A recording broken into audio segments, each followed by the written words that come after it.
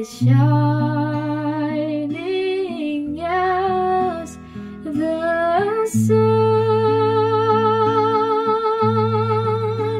We've no less days to sing God's praise than when we first begun.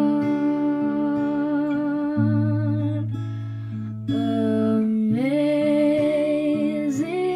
grace, how sweet the sound that saved the wretch like me.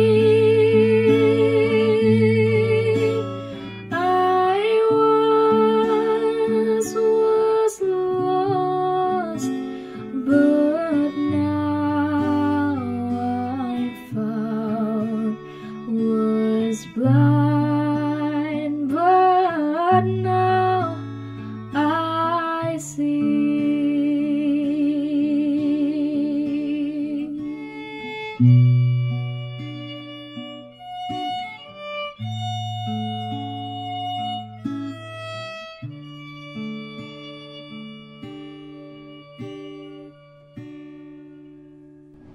Shalom, inilah Channel of Blessings.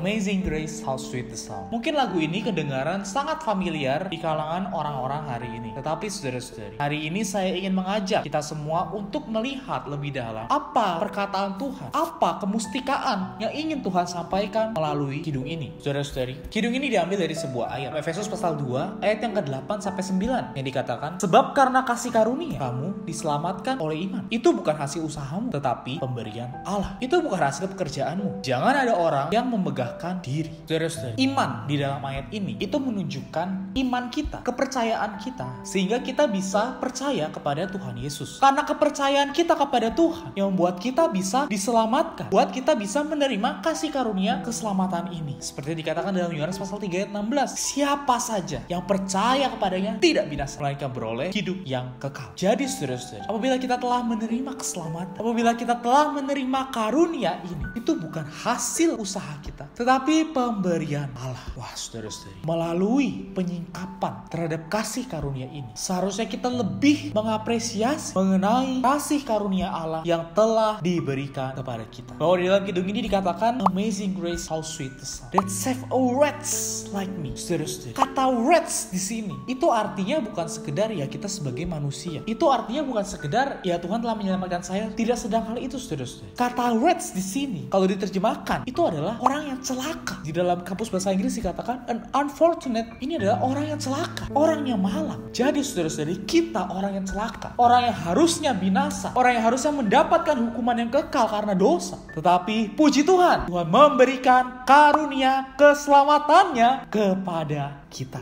Wah saudara-saudari, betapa menakjubkannya hal yang telah Allah berikan kepada kita ini. Saudara-saudari, ini bukan perkara yang sembarangan. Wah, mungkin banyak dari saudara-saudari termasuk saya, dari kecil sudah jadi orang Kristen, dari kecil sudah percaya Tuhan, sehingga mungkin menganggap perkara keselamatan ini biasa-biasa saja. Tetapi saudara-saudari, hari ini saya membawa saudara-saudari untuk bisa melihat, marilah kita mengapresiasi, marilah kita memustikakan karunia keselamatan yang telah Tuhan berikan kepada kita. Wow, dahulu kita adalah orang yang sesat, tidak tahu arah jalan kemana. Tetapi setelah kita percaya Tuhan, setelah kita beroleh selamat, kita kembali kepada Tuhan, kembali kepada Allah, sehingga kebutaan kita bisa dicelikan. Dalam Ulangan pasal 15 ayat 15 dikatakan, haruslah kau ingat bahwa engkau pun dahulu budak di tanah Mesir, dan kau ditebus Tuhan Allahmu. Itulah sebabnya aku memberi perintah itu kepadamu hari ini. Saudara-saudari, kisah orang Israel itu melambangkan kita hari ini. Dahulu kita juga diperbudak oleh dosa, oleh dunia. Tapi puji Tuhan, Allah menyelamatkan kita. Dunia tidak memberikan kita perhatian perhentian. Dunia tidak memberikan kita kepuasan. Dunia tidak memberikan kita hidup. Malah dunia memberikan kita penderitaan yang kekal. Tapi puji Tuhan, Tuhan menebus kita. Bukan dengan sesuatu yang murah, tetapi dengan nyawanya sendiri. Bahkan dia menggantikan kita mendapatkan hukuman.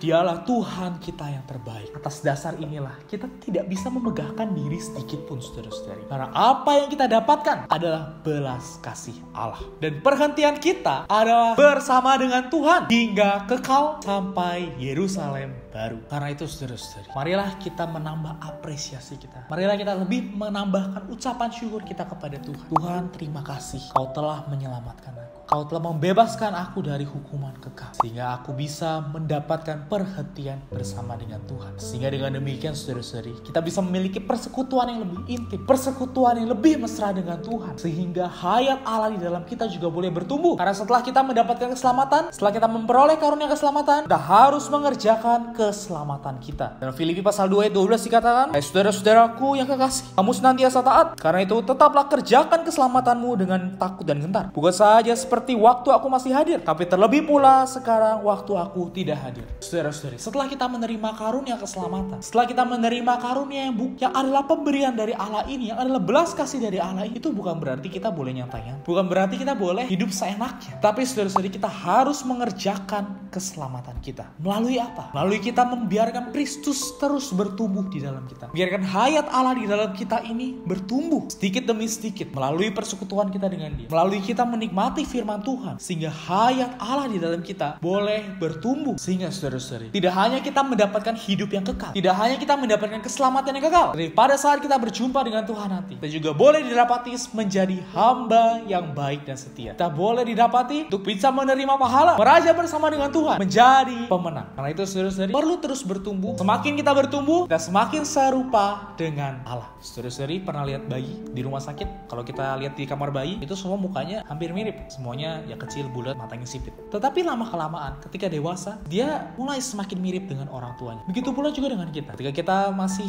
baru diselamatkan, menjadi bayi rohani, ya kita perlu terus bertumbuh. Kita perlu membiarkan hayat Allah ini terus bertumbuh. Sehingga lama-kelamaan, sedikit demi sedikit, Allah bisa meluas dari roh kita ke jiwa kita. Sehingga kita bisa semakin serupa dengan Dia. Dalam perkataan kita serupa dengan Dia. Dalam tindakan kita serupa dengan Dia. Sehingga kita benar-benar menjadi orang yang mengekspresikan Allah. Amin. Marilah kita berdoa. Tuhan Yesus, terima kasih atas karunia keselamatan yang telah Tuhan berikan kepadaku. Terima kasih bahwa aku telah dibebaskan dari dunia dan dosa. Sehingga aku bisa memperoleh perhentian di dalam dirimu. Aku bisa memperoleh hidup yang kekal dalam dirimu. Tuhan Yesus, dapatkanlah kehidupanku hari ini. Bahwa aku bisa menjadi orang yang mengerjakan keselamatanku dengan takut dan gentar. Bahwa aku menjadi orang yang memiliki persekutuan yang intim dengan dirimu. Sehingga aku boleh bertumbuh dan semakin serupa dengan dirimu. Dan aku menjadi orang yang mengekspresikan dirimu. Terima kasih Tuhan. Dalam nama Tuhan Yesus aku berdoa dan mengucap syukur. Amin. Saudara-saudari, terima kasih telah nonton video ini sampai habis. Jangan lupa like, komen, dan subscribe ke channel Love Blessings. Serta share video ini ke teman-teman, keluarga, dan kerabat Anda semua. Sehingga semua orang yang Anda kenal bisa semakin mengapresiasi karunia keselamatan yang telah kita terima. Atau mungkin saudara-saudari yang setelah menonton video ini ada satu perasaan keinginan untuk mengenal Tuhan lebih dalam lagi dan menerima karunia keselamatan yang lengkap. Saudara-saudari boleh tulis komen di bawah atau boleh menghubungi saya secara pribadi melalui email di bawah ini. Amin. Tuhan Yesus memberkati.